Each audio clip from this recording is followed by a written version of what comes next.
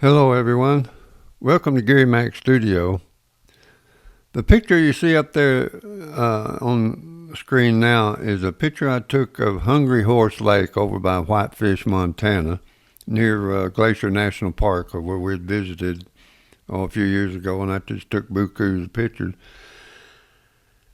So I thought I want to paint this picture, and I want to do something a little bit different with it, and just watch and see because on this canvas that's coming up, this canvas here is actually it's 1/8 inch birch plywood, and I put 3 coats of gesso on it, sanded coats in between. And if you'll look up the top there, you'll see it looks like eagle's wings. I'm going to try and do a 3-dimensional image of this eagle looking like he is actually outside of the canvas, if I can. This is a total experiment, so I've never tried anything like this before.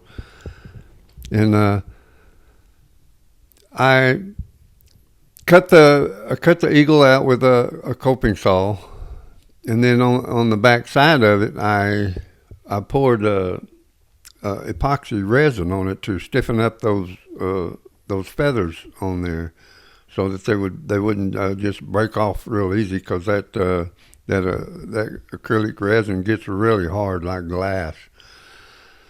So it made those feathers rigid, so that if you did bump them, they just wouldn't break off.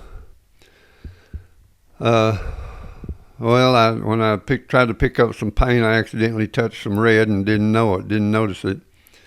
I had to wipe it off and just start over on that. But it's no big deal. It just actually put a little bit of the purple in the sky, which looked good. So I've had some comments on me to do some tutorials on this acrylic painting. So on my next painting, I'm going to sit down and I'm going to go into detail on acrylics and the properties of and how they react and how I apply them. And every artist has got his own way of application, and I have my own. And I'm going to do it'll be a simple tutorial, but I'll try to go in depth on perspective, on vanishing points, on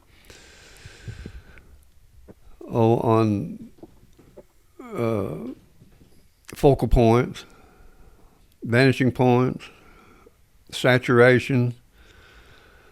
I'll go into layering. You do a lot of layering with acrylics, and blending, how to blend them. And you can watch in this detail, in this painting here, how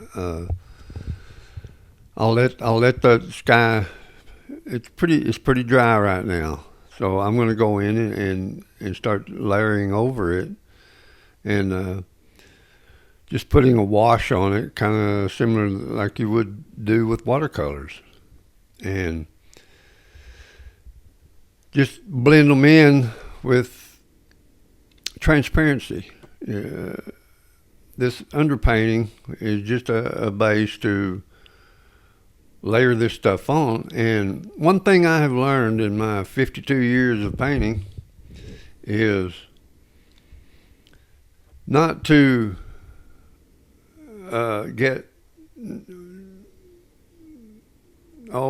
try not to get too detailed with it.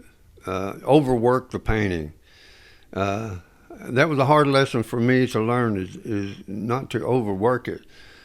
For just like this sky right now, just smear some paint on and let it take care of itself. Put a few details in, like I'm doing right here in these clouds, but the rest of it just clouds, just modeled across the sky.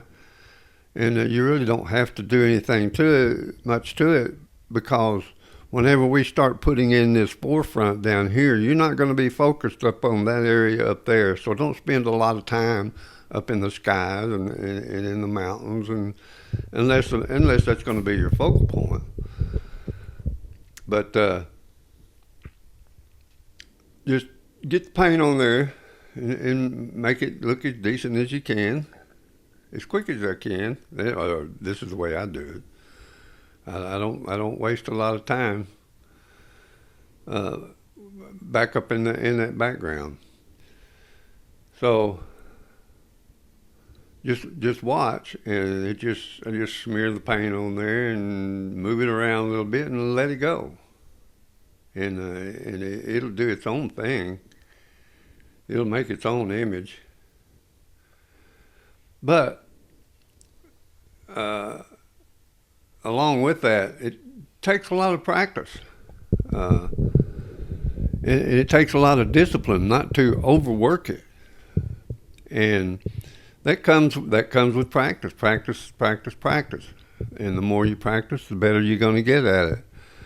Am I the exact pro and authority on acrylics? No, absolutely not. But I've got my own techniques, and I think they work. And I think they work pretty well. I get a premium for my paintings, and so the sky. Basically, I'm not going to do a whole lot more to it from what you see right now, and then I will come in later. And what I'm going to do, I made a big mistake. Around the borders of this, I'm going to paint a frame. I'm going to paint a frame on there, or try and make it look like a frame. And where that eagle is going to be on the outside of that frame. And we'll see how this turns out. And so right now I've mixed a little bit of yellow in with the blue there to give those mountains a kind of a greenish cast, and gives them an atmosphere where it looks, the blue colors will have it pushed back. And then as I come forward, I will come forward with some darker blues and greens. And as I said, I made a mistake, and I should have painted my frame around it first, and I wasn't thinking. But if I ever do this again, I'll know next time I'll paint the frame first. And I do plan on doing some of these again, some 3D looking images. And when you see the results of this, it turns out pretty good. It's not perfect, but it does give the idea of what I was trying to accomplish, and it turned out pretty good, or to me it did. And I've got about making the canvas and getting it prepared took as long as it did to paint the painting. So to paint the picture, I got about 2 hours in it probably.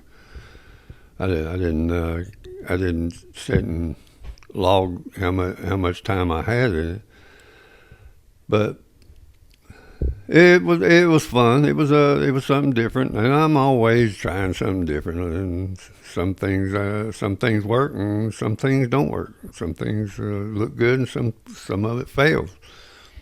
So how will you know unless you try? Just jump out there and try it, and all you're gonna lose is a little bit of time. But it's just fun trying, and that's the whole idea of painting anyway. Is the fun of trying and learning. It's all an educational process, and the more you do it, the better you get at it. Like these trees right here, I might have spent 10 minutes maybe on these trees, and it just, if it was that long, I doubt if it was that long. It might have been. Anyway, once you learn your brushes and how to apply the paint and get your colors and your saturation and your lights and darks, and sun direction and the whole thing, then it becomes pretty easy. And and actually, if you're not careful, it'll become mundane, and every painting will look basically the same. So you have to jiggle stuff around and try different techniques and just have fun. And that's what painting is all about, anyway, having fun. And to me, this is a blast. So I could hardly wait to get this thing completed. So right there, I'm getting a shoreline for the lake. Just put a piece of tape up, pull it off, and I got a straight line. And then I'll come back and I'll, I'll modify that straight line just a little bit. And then right here, I made a big mistake. I put the island too close to the front, because when I paint the frame on there, it covers up. It covers up some of the pretty part there on that island.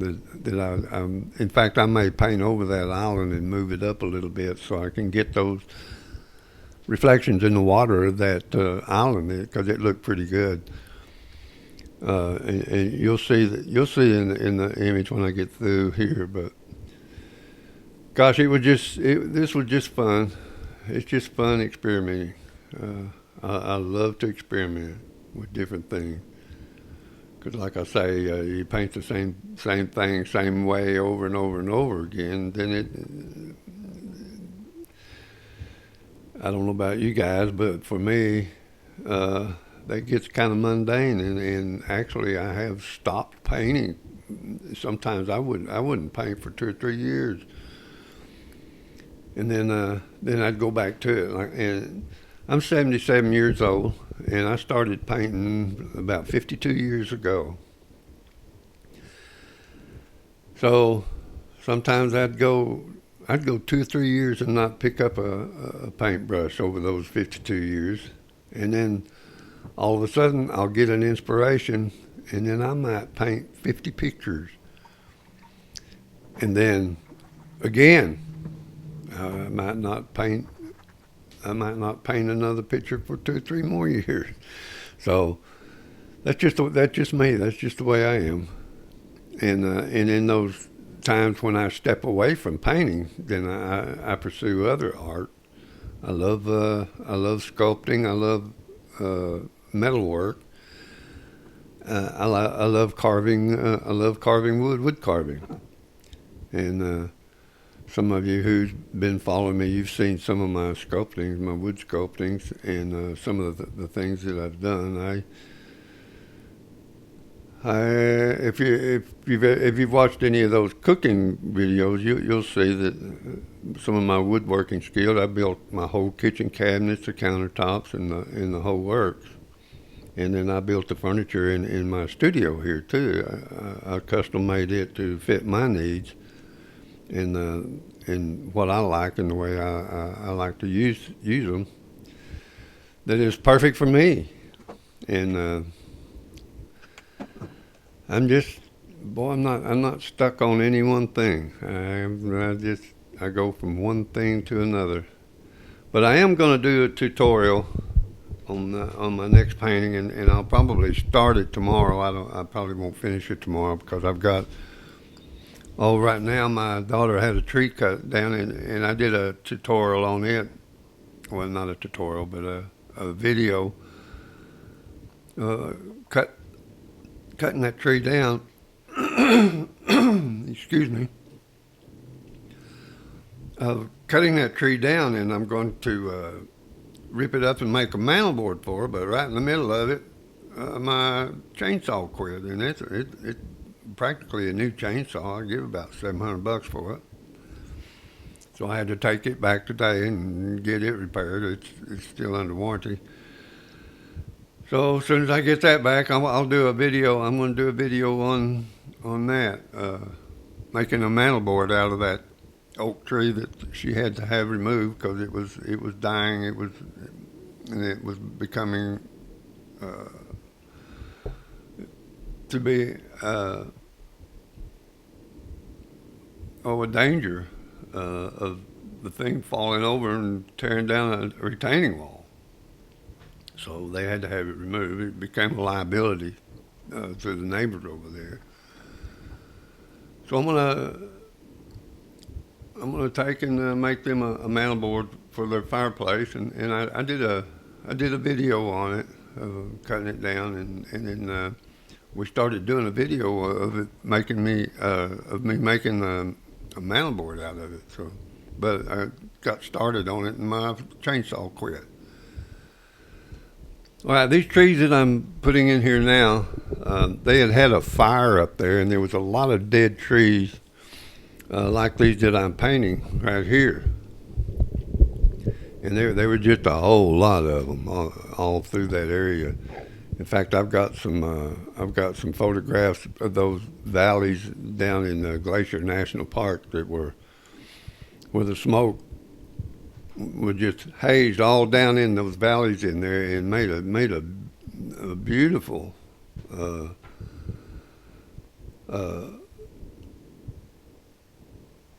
backdrop for painting. It was just really pretty.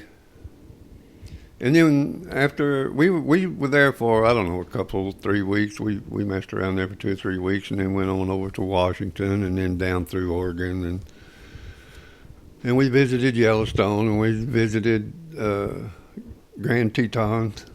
Grand Tetons, Jackson Hole, Wyoming. And then we went down from Washington through Oregon, and down through California, and back around through Utah and Arizona, and we took about a 3.5 months vacation, just traveling around. Hooked up the RV and took off, and then we just had a blast. It was really fun, and I have thousands of pictures, and this is one of them.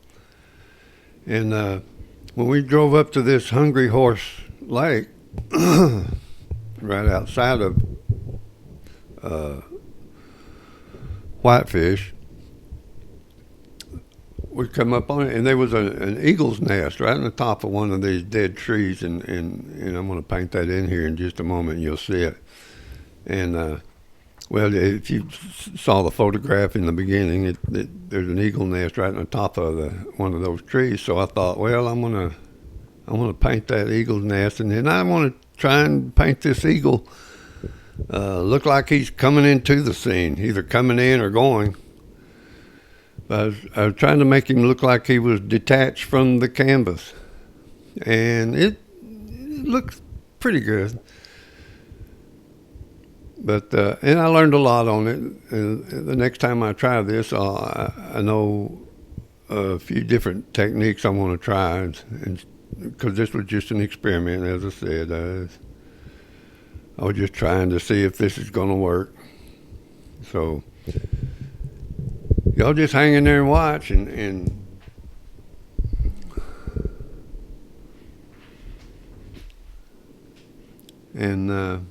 we'll get all these limbs, these dead limbs, and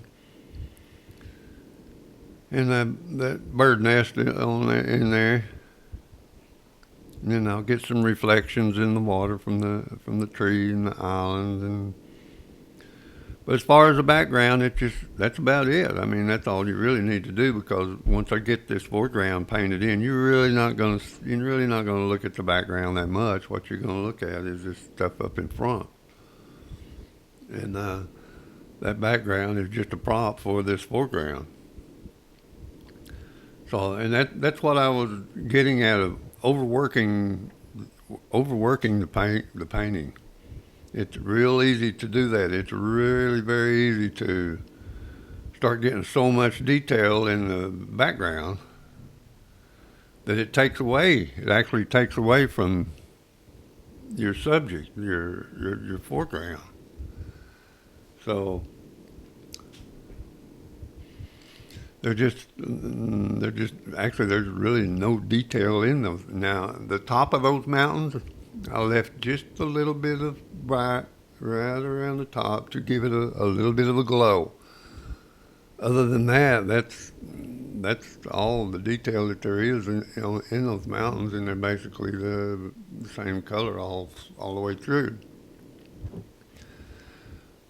So you see when I put these trees in here, your eye is taken away from that, and it's focused on this bird nest, and actually that usually the focal point is a bright part in the painting. In this case, the focal point is going to be that eagle nest, because that's whenever you glance at this, that's the first thing you're going to see is that eagle's nest. Unless it's that eagle up in the top when I get it painted in there, and I don't know yet. We'll see. Uh, we'll see when I get him painted in there how he's going to impact this image. But it's just a fun thing to do. And this is my, let's see, I've been doing the YouTube thing now for about 3 months, I guess, and it's beginning to catch on. People are, I'm beginning to get quite a few views. I got over 15,000 views, and I've got about 380 subscriptions. So it's coming along. It's coming along kind of slowly, but people are catching on, and I'm getting more and more each day. So hey, you guys subscribe to my. If you like what I'm doing, please subscribe to it, and hit the likes button, hit the thumbs up, and share it. If you think it's worthy and you think a friend might enjoy it, share it. Because it sure would help me. I'm just on Social Security, and the only other money that I get is I'll sell a painting once in a while, and that I really don't push selling paintings. I don't advertise. I don't even have a website that I put them on. I do have some regular people who collect them, and I've got a couple of collectors that started collecting my paintings, 40 years ago or longer. And what they bought for $60 to $80 back then, I'm selling for thousands now. But I don't sell a lot of them. I don't. If I sell 3, 4 a year. Okay, there's the end of it. There's what that eagle looks like, and see how when I painted the frame around it. I thought I was filming, painting that frame on there, but you know how the amateurs are. You forget to turn the camera on. Anyway, it turned out pretty good. The eagle, he kind of looks like he's on the outside of that of the image, but it was a fun project, and I think when I glaze it, varnish it, it'll bring out the colors a little more, especially in the eagle. And I've got a little bit more touch up to do on the eagle, but other than that, it's pretty much finished. So there it is, guys. This is on a 30 inches wide, 20 inches top to bottom. And so you guys, please subscribe, tell a friend, hit the thumbs up, and I'm gonna do a tutorial on acrylic painting on my next video. So you guys come and visit and watch, and maybe we'll all learn something. All right, love y'all. Bye bye.